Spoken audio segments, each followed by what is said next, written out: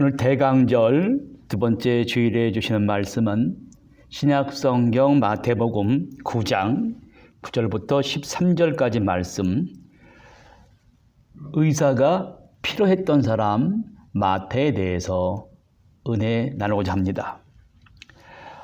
마태복음 9장은 마태가 인생에 있어서 자신의 두 번 다시 올 수 없는 소중한 기회와 경험을 이야기하고 있습니다. 그 내용은 바로 내 인생이 흔들리고 병들고 소외된 인생에서 가장 필요한 그 병든 마음을 고칠 수 있는 사람을 만나는 일이었습니다. 바로 예수님을 만나는 거예요. 예수를 만나기 전에 세간에서 일하는 세리였습니다. 세리 마태는 아마 예수님의 제자들 중에 가장 문제가 많았습니다. 왜 그렇습니까? 아무런 목적도 의미도 없이 오직 부와 소유에 집착하며 살아갔기 때문입니다. 그래서 세리는 유대인들에게 징후의 대상이었습니다. 겉으로 드러난 그의 모습은 악인이었어요. 의식의 세계 속의 마태의 모습은 악인의 역할이었지만 그러나 그의 속마음은 아니었습니다. 레이란 이름에 걸맞게 살아야 되는데 이러한 거짓된 인생이 곧 끝날 것 같다는 것을 생각하니 하루도 마음이 편할 날이 없었습니다. 성경은 바로 이러한 보이지 않는 아주 디테일한 죄인들의 마음을 다루고 있습니다. 마태는 이러한 사회에서 가장 멸시받는 인간 중에 한 사람이었지만 그는 현실에 주저앉아 있을 수만 없었습니다. 자신과 같은 죄인들 같은 인생에 있어서 극적인 기회가 있다는 것을 이렇게 알려주고 있습니다. 어느 날 마태가 세간에 앉아 있었습니다. 그가 계신 세간 쪽으로 예수님이 걸어오셨습니다. 예수님을 보시자마자 그의 마음이 쿵쾅쿵쾅 뛰기 시작했습니다. 그러한 세리의 마태를 보고 예수님께서는 나를 따르라. 단 한 말씀뿐입니다. 탐심의 대명사인 세리가 되어 세금을 착복하는 마태를 보신 것이 아니었습니다. 겉으로 드러난 모습은 부자인데 그의 마음속에 혼자 외롭고 고독하면서 울고 있는 사람을 보신 거예요. 나는 원래 그런 사람이 아닌데 사람들이 자꾸만 자기 세리를 욕을 하니까 그에 대한 반항으로 탐심이 생겨 더욱 미워하는 마음이 생겨 세금을 거뒀던 것입니다. 그 탐심의 죄로 말미암아 죽어가는 한 불쌍한 영혼을 예수님은 지금 바라보신 것입니다. 더 중요한 것은 죄인인 마태가 바로 그 예수님의 눈길을 포착했다는 것입니다. 여러분, 굉장한 사건입니다. 사람들은 마태를 항상 바라보기를 로마를 위해 일하는 세리로 보았습니다. 그러나 예수님은 그를 세리로 본 것이 아니라 한 인격으로, 한 사람으로 보았어요. 세금을 착지하여 의식주의 문제는 해결됐지만 그의 생각과 고통과 외로움을 보셨습니다. 목말라 애타리게 기다리는 그의 필요를 채워줄 수 있는 분을 기다렸습니다. 여러분, 세리들은 두뇌가 천재들입니다. 두뇌의 정이 굉장히 빠릅니다. 지금 나를 따르라 이 한마디에 다 버리고 예수를 따라갔습니다. 여러분, 부자가 천국에 들어가기가 어렵다고 합니다. 오늘 마태는 우리에게 무엇을 보여주고 있습니까? 아무런 목적도 의미 없는 삶을 살아가는 이 모든 사람들을 대표하는 사람이 마태였는데 그러던 그가 구세주를 만났습니다. 그래서 모든 사람에게는 구세주가 필요합니다. 예수님께서 나같이 부족한 죄인에게 가져오신 그 구원과 영광을 높이 드러내고 있습니다. 2000년 전에 헤어날 수 없는 탐욕의 감옥에 갇혀 있던 세리를 마태를 바라보신 예수님께서 오늘 이 시간에 오늘 여러분과 저를 한 분 한 분을 바라보고 계십니다. 나에게 일어난 딜레마는 나 혼자 빠져날 수 없습니다. 그러나 마태는 매일 밤 고통스럽게 보내만 했던 창살 없는 캄캄한 영혼의 감옥에서 탈출했습니다. 어떻게 가능했습니까? 그 스스로 이길 수가 없었습니다. 나도 모르는 그 무의식의 세계에서 올라오는 상처와 비교와 갈등의 모습들에게서 벗어나 초연하게 완전한 자유를 부여할 수 있다는 것이 얼마나 어려운지 알 수 없었습니다. 그러나 예수님을 만났어요. 그분을 만나 이렇게 변화가 됐습니다. 수많은 문제를 지닌 자신의 삶 속에 찾아오신 예수님, 그분은 구세주이십니다. 모든 사람들은 바로 구세주를 필요한 죄인들입니다. 그러한 인자한 주님의 음성을 들으시기 바랍니다. 마태가 예수님을 따르고 그에게 나타난 변화된 첫 행동은 그의 친구들에게 예수님을 소개하는 거예요. 지금 이 마태의 집에 예수님이 죄인들과 함께 있습니다. 그 파티의 목적이 뭡니까? 예수님을 증거하기 위한 것입니다. 본문을 보면 예수님은 유대사회가 거부하고 회피하는 이 부도덕한 사람들과 함께 식사를 하셨습니다. 이 모습을 보는 사람들의 반응이 나뉘어집니다. 기뻐하고 즐거워하는 사람이 있는 반면 그러나 비난하는 사람들이 있습니다.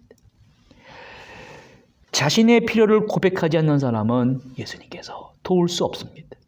왜냐하면 자기의와 자기만족과 자기를 신뢰하는 사람은 도움이 필요 없다고 느끼기 때문입니다. 본문에 자기의와 자기만족과 자기만을 신뢰하는 바리새인들이 있어요. 이 바리새인들은 세리처럼 남의 것을 탐내는 탐심이 없습니다. 그러나 이 바리새인들은 자기를 아는 지식이 왜곡되어 망상의 장막에 쌓여 걷어내기가 쉽지 않은 사람들이었습니다. 자기 자신에 대해서 왜곡된 그림을 그리고 있는 사람은 절대로 자신을 알지 못하며 이웃과 자신이 누구인지를 구분하지 못합니다. 지금 비록 죄인들의 파티처럼 보이지만 예수님이 찾아오셔서 같이 하나님 나라의 기쁨과 즐거움을 누리는 현장입니다. 그러한 느낌과 믿음은 어리석다고 여깁니다. 그러나 정작 자신에게서 그 혼자 해결할 수 없는 어려움과 질병이 닥치게 될 때 자기의 의와 만족과 거짓된 자아 속에서 습관적으로 살던 그 습관이 잘못된 행동을 가져오고 그 잘못된 행동이 영원한 운명을 결정짓게 됩니다. 마지막 자리인 영혼의 문턱에서 컴컴한 영원한 혼돈의 정죄에 빠지게 될 것입니다. 바리새인들을 보세요. 바리새인들이 보고 그의 제자들에게 이르되 너희 선생은 세리와 죄인들과 어떻게 함께 잡수실 수 있느냐? 그들은 세리와 죄인과 함께하면 이웃으로부터 외면당할까 봐 죄인들을 꺼려했습니다. 그러나 예수님께서는 모든 사람들이 죄인이며 자기의 의가 아니라 예수 그리스도의 의를 필요로 함을 알려주기 위해 오셨습니다. 참으로 아이러니합니다. 예수님은 사회에서 경례되고 소외된 사람들을 찾아가는데 그 사회 지도층들은 경멸합니다. 왜 그럽니까? 그것은 세리나 창기들이 자기들의 수준에 맞지 않는다는 것입니다. 훈련의 정도가, 인격의 정도가 자기들보다 못하다고 생각합니다. 같은 맥락에서 비난하고 비판하며 살아가는 사람들을 우리 현실 속에서도 보면서 우리는 살아갑니다.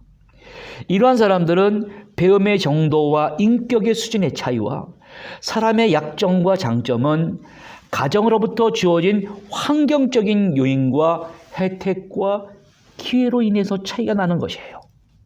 인간 자체가 비난과 경멸의 대상이 되기 위해 태어난 것이 아닙니다. 이처럼 사람들 사이에서의 서로의 배움과 학습의 차이와 살아온 환경의 차이와 서로 수준에 따라 비난의 강도를 높이며 제각기 다른 소리를 크게 내며 살아가는 이 인간 사회에 성경이 오늘 우리에게 던지는 메시지는 무엇입니까? 삶의 표준을 알려주십니다. 그 삶의 표준이 바로 말씀이요, 소망이요. 마태의 친구들에게 오늘 우리들에게 증거합니다. 바리새인들이 어리석은 질문에 예수께서 새로운 번역이 이렇게 번역합니다. 예수께서 그러한 사람들과 어울리는 것을 본 바리새인들은 발끈하여 예수를 따르는 이들을 비난했습니다. 사기꾼과 쓰레기 같은 인간들과 가깝게 지내다니 당신네 선생의 행동이 무슨 본이 되겠소? 예수께서 들으시고 반박하셨다. 의사가 필요한 사람이 누구냐? 건강한 사람이냐? 병든 사람이냐? 가서 내가 원하는 것은 자비이지 종교 행위가 아니다라는 성경 말씀이 무슨 뜻인지 헤아려 보아라. 내가 여기 있는 것은 소외된 사람들을 초청하려는 것이지 영향력 있는 사람들의 비나 맞추려는 것이 아니다. 이렇게 대답하셨습니다. 마태는 죄인된 자신과 그의 많은 친구들이 영적으로 병들었으며 스스로 고칠 수가 없다는 것을 알았습니다. 그래서 하나님의 긍휼과 용서하심이 필요하다는 사실을 증거하고 있습니다. 그들은 구세주가 필요했으며 예수께서 그 구세주이심을 믿었습니다. 예수님은 자신이 영적인 병자들이 오신 사실을 경고했습니다. 그분은 의사가 환자를 방문하는 똑같은 목적으로 이 땅에 오셨습니다. 그러나 치료해달라고 요청하는 환자만 예수님은 도울 수가 있습니다.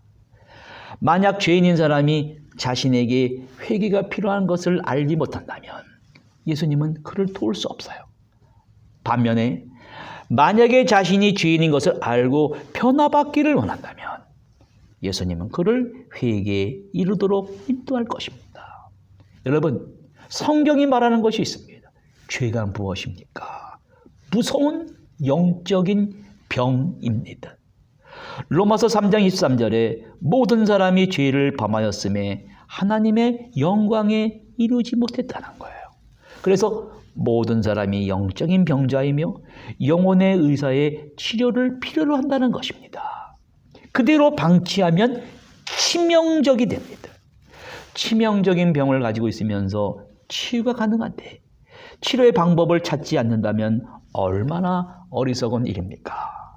많은 사람들이 이런 치명적인 병을 지니고 있지만 그들의 태도는 이러합니다. 무시해버려요. 부인합니다. 소홀히 여기거나 악용하거나 마지막 심판의 날 이를 갈며 후회하며 슬피 울며 쫓겨나 심판받고 징계받기 위해 그 죄를 키우고 있다는 것입니다. 하나님은 제사를 원치 아니하시고 긍휼을 원하십니다. 시편 51편 17절에 하나님께서 구하는 제사는 상한 심령이라. 하나님이여 상하고 통회하는 마음을 주께서 멸시하지 아니하시리이다. 지금 세리마태에게서 이러한 변화가 일어나고 있어요. 그 놀라운 변화를, 극적인 인생의 변화를 지금 우리에게 보여주고 있습니다. 그러나 이 극적인 인생의 변화가 일어난다는 것이 결코 쉬운 일이 아닙니다. 그래서 이러한 이야기가 전해져 오고 있습니다. 로마의 기독교가 313년에 공인된 이후에 일어난 일이 이러합니다. 그 당시에 지하에 있던 교회가 로마의 국교가 된 뒤에 벌어진 현상이 교회와 성경의 본질이 점점 왜곡되는 거예요. 이래서는 안 되겠다. 기독교의 영성을 회복하기 위해 세 가지의 큰 영성 운동이 있었습니다. AD 251년에서부터 356년까지 성 안토니우스를 중심으로 이집트의 한 사막에서 수도 생활을 한 그룹이 있습니다. 두 번째 그룹은 성 타코미오라는 사람이 기원 후 293년에서 346년까지 이집트에서 운동 생활을 했는데 친교와 코이노니아를 중심으로 수도 생활을 공동체를 만들었습니다. 세 번째는 성 바실리오가 소아시아의 터키에서 329년에서 379년에 초대교회의 예루살렘 공동체가 가장 이상형이다 생각해서 각자 영성 운동하는 중에 이 세 가지 주류의 영성 운동을 정리하고 이 실천한 사람이 바로 에바그리우스 판테쿠스라는 사람입니다. 이분은 당시에 가장 큰 이슈였던 삼위일체론을 종식시킨 수도자의 아버지라고 불리웁니다. 이 사람이 한때 어떤 사람인지 아십니까? 자신을 괴롭히는 죄에 빠졌어요. 자신을 괴롭히는 죄가 8가지가 있다고 그랬습니다. 8가지란 탐심과 음욕과 탐욕과 슬픔과 분노와 나태와 헛된 영광과 교만이라는 것이었습니다. 이번은 이 8가지 죄가 일정한 순서대로 차례적인 논리적 순서를 따라 인간들을 괴롭힌다는 것을 발견했어요. 보세요. 어떤 사람이 식욕을 채운 다음에는 더 먹고자 하는 식욕이 있어요. 육체적 욕망을 채운 다음에는 더 채우고자 하는 음욕이 자연스럽게 따라온다는 것입니다. 재물에 집착하는 사람은 더 채우려 합니다. 더 채우지 못한 욕망 때문에 슬퍼해요. 분노합니다. 마지막에 나태와 헛된 영광과 교만은 악한 생각과 맞서 승리한 수도사들에게 마지막 위협이 된다고 합니다. 제일 버리기 힘든 욕구가 바로 명예욕이라는 것입니다.